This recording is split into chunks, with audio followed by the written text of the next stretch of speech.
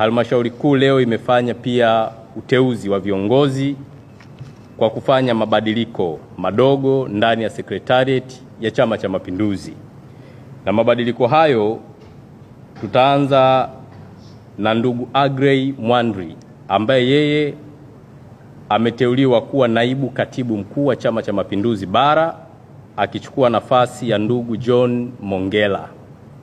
Lakini nafasi nyingine imependekezwa kwa ndugu Abdi Mahmud Abdi ambaye yeye atakuwa naibu katibu mkuu wa Chama cha Mapinduzi Zanzibar, na ndugu Abdi alikuwa ni naibu wa umoja wa vijana wa CCM ambaye anatokea hapa Zanzibar.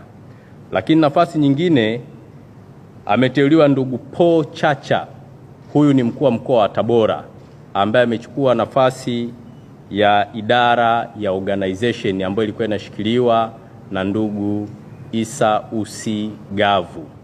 Lakini sambamba na hilo ameteuliwa tena ndugu Jamal Kasim ambaye amechukua nafasi ya uchumi na fedha ambayo mwanzo alikuwepo ndugu Mirumbe Chacha aliyekuwa anashikilia nafasi hii.